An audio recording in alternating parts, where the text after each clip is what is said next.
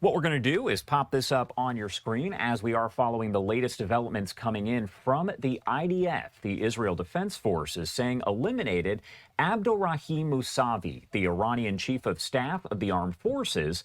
Additionally, the IDF struck and eliminated 7 members of the top Iranian security leadership in Tehran and 40 senior commanders. I want to bring in Alex Traiman right now. He is, of course, the CEO of the Jewish News Syndicate and a great friend of the show. Alex, thank you so much, as always, for being here with us today. Josh, it's great to see you. And first off, I wanted to ask you kind of about this situation because we keep getting updates on those in Iran who have been eliminated, quote unquote, as a result of these different strikes. And now we have yet another big name taken out. Of course, the biggest name here, Iran's supreme leader. But right now we have the Iranian chief of staff. What does that say about the IRGC, the power that they have, the hold that they have there on Iran? Well, this IRGC is a very sophisticated network. It's been established over the past 47 years, specifically to protect itself against invasion, to protect itself against the Iranian people rising up and trying to perform a revolution like the one that ushered them in 1979. So while Israel's taken out about 40 of the top commanders so far, including 7 of the very senior people, including Ayatollah Ali Khamenei, and also the defense minister, the chief of staff of the IRGC. There are still a lot of members of the command and control apparatus of the IRGC and the Iranian regime. What is the situation? Because you and I have discussed this, of course. You are coming to us here from Jerusalem. We know sirens have been blaring over the last several days. Explain to me what the situation is like there on the ground at this hour. Well, on Saturday morning at 8 a.m., the sirens went out across the country indicating that Israel had launched an attack on Iran. For Israelis, we didn't know exactly when it was going to happen. So on Shabbat morning, Saturday, we were alerted. And since that time in Jerusalem, we've been going in and out of shelters every few hours. In Jerusalem, I think, has been targeted much less than other areas like the Tel Aviv greater metropolis, as well as Haifa. And we've seen direct hits in Tel Aviv on residential buildings. There was a direct strike also Bnei Brak outside on the outskirts of Tel Aviv. There were direct strikes in Haifa as well. So far, not any direct strikes that we are aware of in the Jerusalem area, although we have seen not only can there be direct hits, but even intercepted missiles. You can have significant shrapnel falling at the speed of gravity, essentially, to the ground. It can do a lot of damage. So far, there have been several injuries, not too many. 1 woman killed in the Tel Aviv strike, and then a lot of secondary injuries, people hurt running into shelters. And I want to actually pop up some of the live images that we have coming in out of Tel Aviv at this hour. You can see large crowds gathered, but more so, all of that damage there on the top right-hand side of your screen. Buildings, they're hit. As you mentioned, injuries reported, but there's still a lot left to kind of sort out and figure out as we get that additional information. Now, the fact that it took Iran so long to confirm the death of the supreme leader, what's interesting is we heard from Iran that the supreme leader was actually just fine and that he was going to deliver a speech to the people. Was that all just a way to give maybe confidence to the IRGC, others there within the regime, that he was just fine, even though they knew he was dead?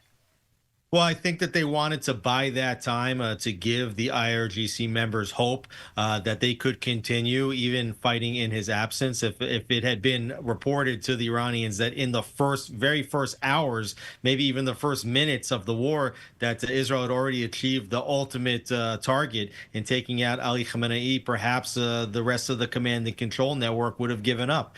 So they would deny that his death that occurred in order to give them the opportunity to show that they could mount a forceful resistance. But of course, we are not surprised by this. The Iranians have been experts at the propaganda game for decades, and there's no doubt that they are using all modes of propaganda here as well. Has it kind of set in for folks there in Israel that Khamenei is dead, is gone? Well, yeah, Israelis were celebrating the death of Khamenei, but it's difficult to celebrate when you're running in and out of bomb shelters. Of course, we've seen some footage of Israelis actually celebrating inside the bomb shelters with people playing guitars and singing songs for the upcoming joyous Purim holiday, as well as for the death of Khamenei. We've seen Torah students in seminars basically also celebrating in between going in and out of the bomb shelters, but until this war is over, it's not really a time yet for full celebration. What does it say? And I feel as though you kind of touched it on already, but to see the U.S. and Israel work together on this, it shows kind of the bond there that exists between the two countries and, of course, between President Trump and Prime Minister Netanyahu. What does that say to you kind of overall? What do you take away from that partnership? Well, you see that this is a very sophisticated military operation, joint military operation. That has to happen with an extraordinary amount of coordination. It's being reported that the strike plans had been worked on for months, and that the specific timing of this operation was also timed together between the United States and Israel. You want to make sure that different air forces are not running into each other, over the skies, that you don't have any friendly fire, you don't have any accidents. It's an incredible amount of collaboration here. But I think it also indicates that this is not only of interest to Israel, that Khamenei and this Islamic Republic is taken down, but rather that the United States is participating in this attack specifically because it is in the American interest to do so. We see how Iran is lashing out not only at Israel, but has struck against multiple countries in the Persian Gulf, at U.S. allies, at U.S. military installations. There, the Iranian regime has always said death to Israel and death to America in the same sentence. And so I think it's only fitting that these two administrations are working on this campaign together. This is a post coming in from the New York Post there where it says the CIA tracked Iran Supreme Leader Khamenei for months. Intel helped us. Israel timed strike during meeting. That's according to a report. It's interesting because, as we mentioned, this is a very elaborate mission, a situation here that took a lot of planning. And what do you take away from the fact that there wasn't any major leak? It's not as if people knew this is coming on this date. We had all kind of talked about the possibility that this could happen at some point, but it wasn't known the exact timing, and it came as a surprise to a lot of people as they woke up and saw, whoa, this happened.